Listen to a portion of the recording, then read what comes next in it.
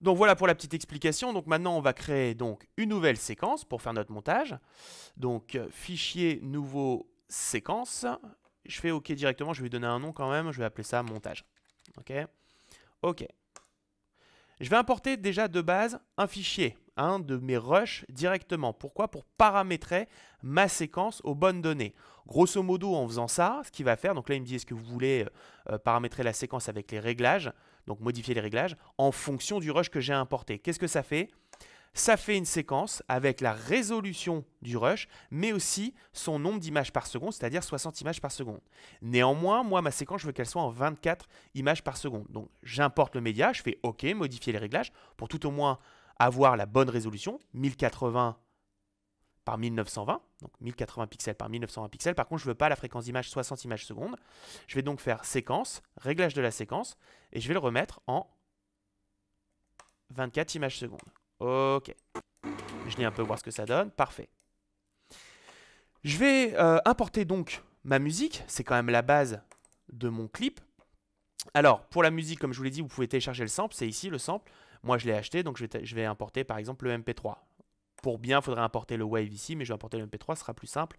Ça sera en gros moins lourd pour monter, même si le Wave n'aurait pas trop affecté la puissance de mon ordinateur, étant donné que c'est un ordinateur relativement puissant. D'accord? Donc je vais importer le MP3, je vais ouvrir. Alors je vais visualiser mon son ici, hein, je vais le prendre, je vais le glisser dans ma fenêtre. Je ne vais pas monter le clip sur 2 minutes 50. Je vais utiliser uniquement le monter sur 30-35 secondes. Donc ce que je vais faire, je vais récupérer une montée, et puis ensuite une explosion, et puis je vais aller jusqu'à à peu près 30 secondes. Donc je vais écouter un petit peu mon sample. Pour ce faire, je clique là où je veux dans mon son, et je fais espace pour l'écouter. Hop, j'arrête. Avec ma souris, je peux glisser, ou simplement, avec les flèches sur mon clavier, passer d'image par image.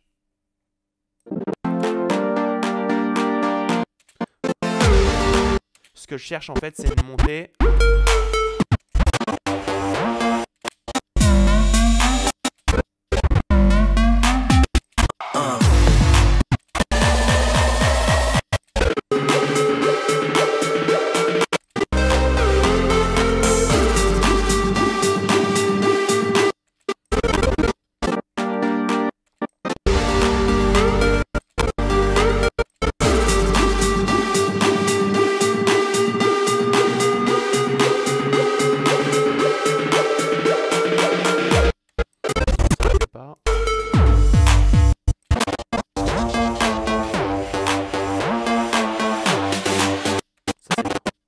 Donc je récupère le bon début.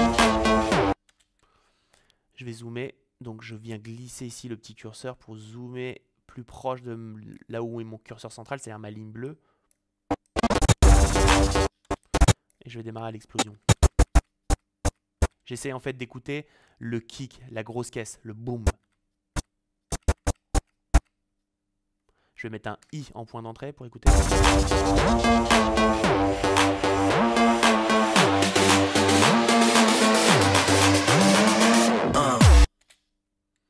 Ok. Je vais faire un petit haut, donc c'est un montage un petit peu grossier. Je vais juste importer ici mon audio. Je vais zoomer aussi. Et c'est à ce moment-là, ça je vais le décaler. C'est à ce moment-là que je vais essayer de faire un réglage un peu plus précis. Je l'agrandis.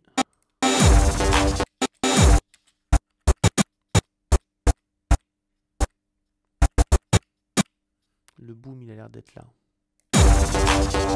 Ouais, c'est ça, c'est bon. Boom.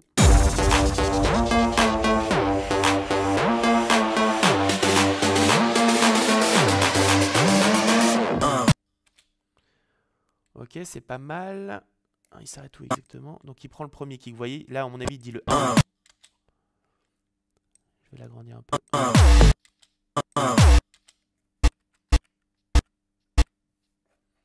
Peut-être à partir de là. Je vais aller chercher la suite. Alors, la suite, je vais peut-être aller plutôt au début. Ouais, parfait.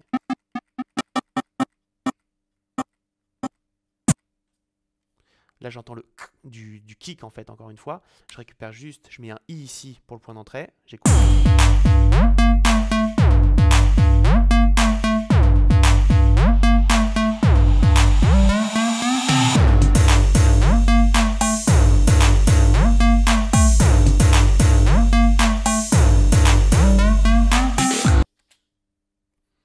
vais mettre un haut. Je vais glisser ma piste audio. Je vais voir si la liaison se fait bien. Sinon, je vais faire un petit réglage pour bien que ce soit lié.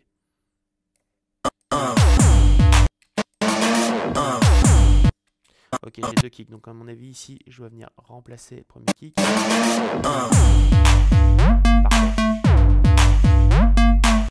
Hop, je décale ça. CTRL Z si vous vous êtes trompé sur une de vos manipulations.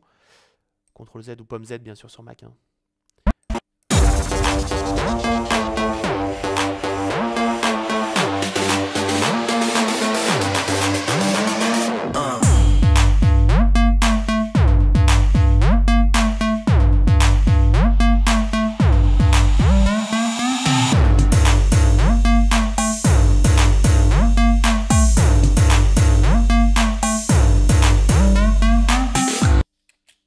Et bah voilà, c'est parfait, ça fera 25 secondes.